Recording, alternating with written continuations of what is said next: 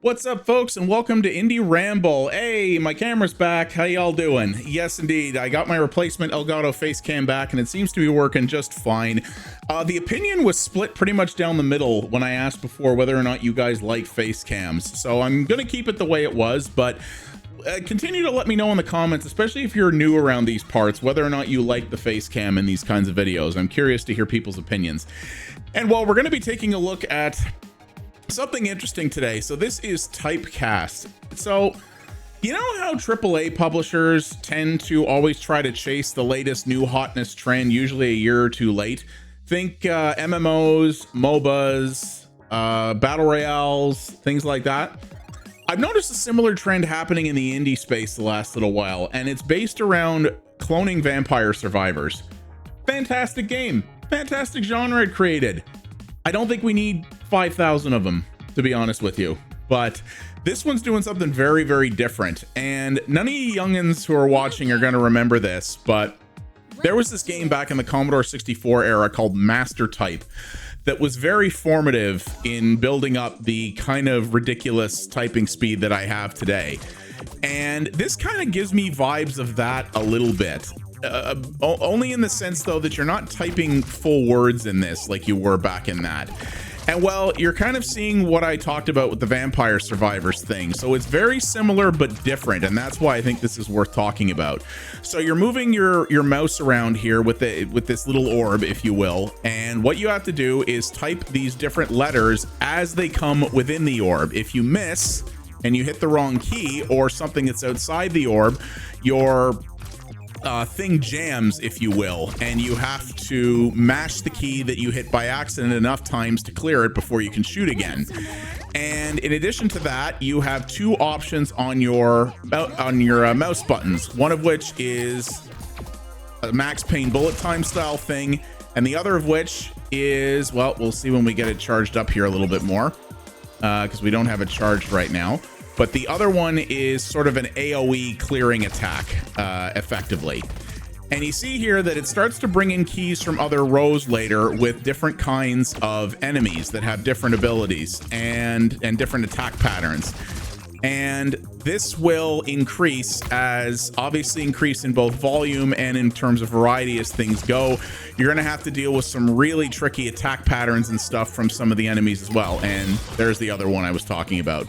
And then what you also have are these fever pickups. So every time you fill up your experience bar at the top, rather than getting a different thing from a set of skills like you would in a Survivors type game, one of those letters drops. And if you spell out the word fever, you basically go into a special mode where your score is doubled until you take a hit. It's rather challenging though, because it's until you take a single hit. So you go into this mode here and you are doubling your score as you go here. And then if you get hit once, you lose it, just like that. Yeah. And as you can see, it's starting to do some pretty gnarly attack stuff with some of these circular attacks and things like that. Attack patterns that you would have seen in a game like Vampire Survivors, right? And all you're doing in this, the thing I like about this game is its simplicity. Vampire Survivors is stupid simple to learn. You can teach it to anybody, but it's incredibly deep and has so much content in it. It can get a little overwhelming to people who don't really want to get into all that and just want to shoot stuff. This is very simple in concept, and that's what I like about it. It's just a score attack game.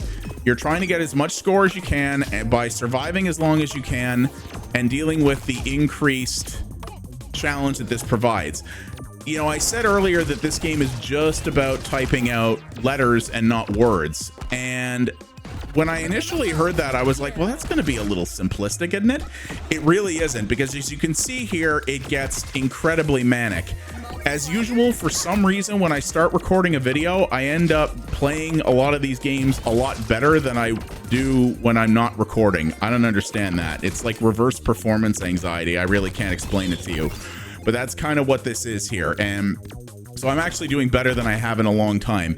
And one of the great things about this is this game does have online leaderboards, which is really something you need in this. You know, I kind of beat on Air Twister a little bit a while back for being like a full commercial score attack game that didn't have any kind of online leaderboards. And it's really something that is just straight up required these days, in my opinion. And this does have them, which is great. Doesn't have a replay system. You know, I know that's a little bit more complicated to make. Replays would be cool, only in the sense to be able to watch the insane runs that some, you know, esports grade players at the top of the leaderboards in this game would make. And believe me, there are some of those players there already. And oh, good Lord, what are you even doing, video game? Holy jumping. At least these are all the same handful of letters, I guess. So you can also, there's some other tactics you can employ as well. If you swipe a single unit very, very quickly, you might have seen it there before, you can kind of cut a unit down, if you will. That's like a very short-term get out of jail free card. It basically lets you hit one unit that you would have otherwise died on by accident and be able to keep moving. And it does recharge relatively quick, but you can't just go swiping your way around the screen. If you try that, it ain't gonna go too well for you. But you can already see here, I'm having a hard time sort of juggling all this and trying to maintain this while watching what I'm doing here. This is probably, I'm not even kidding you guys, this is probably the furthest I've ever gotten around in this game. And as usual, it happened when I started recording. There we go. I don't know why that happens. I really don't. Okay, no, it's not. The best score I've ever had is actually in the 6 digits, I think. So let me just check that. So as you can see here, some people have gotten to some crazy places. Yeah, this one's using cheat engine. I'm certain of that. But yeah, 142 is the highest score I got. I don't think I did much to up my multiplier there, to be honest with you, in that run. So that's something you have to be cognizant of as well. And there are difficulty settings that you can adjust, which is nice. The cool thing about this is that even if you turn the difficulty down, you will still qualify to get on the leaderboards. It just turns your multiplier down the more you do that. Slick. I like that. That's a cool way to do it. And there is a full tutorial here as well to go over everything.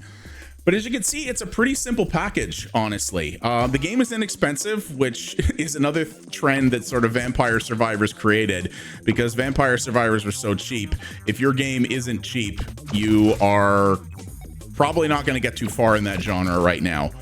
So this game is also inexpensive, but I like how lean and mean it is. It's not trying to overburden itself with too much content and multiple characters and, you know, 1,700 levels and everything else that the other games do. And again, those are the things I love about Vampire Survivors. The fact that that game for the price can give you literally hundreds of hours of fun. I think that's great.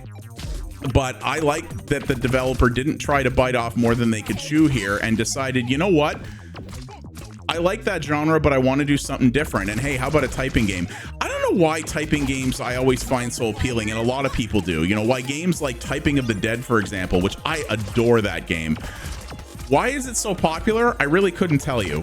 Why people find it so appealing to, instead of just aiming a gun at zombies and shooting them, having to type words to kill them. I don't know, but I like it. It's just maybe it's the kind of absurdity of it that I enjoy. It just feels like something that shouldn't exist, but it does. And that's what this is like. I'm having a lot of fun with it. You know, if you're not into really manic gameplay, maybe it's not for you.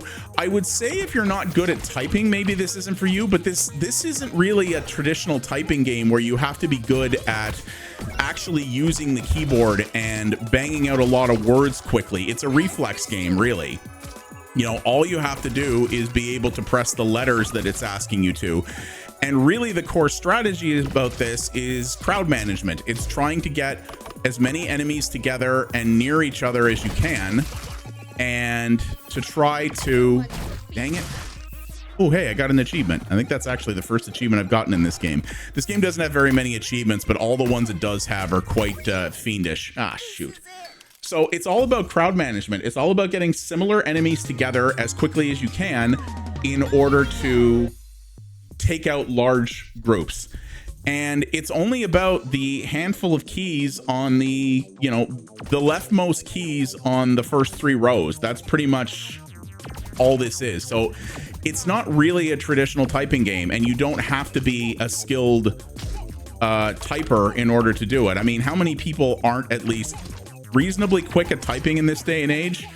You definitely don't have to be a nerd or a computer person to be a good typer anymore. It's kind of just a default state for a lot of people in this day and age, but not required here. As long as you've got decent reflexes, and not everybody has those. This might help build them up actually with a little bit of time and practice, because it'll definitely help teach you rapid pattern recognition. But that's what I like about it. I sometimes like games that are just simple in their design and their mechanics, but that simplicity is what makes them great. I'm all for games with depth and complexity to them. Indeed, some of my favorite games are like that. But sometimes you just want a nice little score attack that'll challenge you without you having to think that hard, I guess. And that's how this feels. It's honestly a lot of fun. I am bad at it. It is very clear I'm bad at it. But it doesn't matter, because I die in this, and I'm just, it's one of those games where I don't get upset or ticked off that I died. I just want to get right back on the horse and be like, yeah, all right, I'll show you.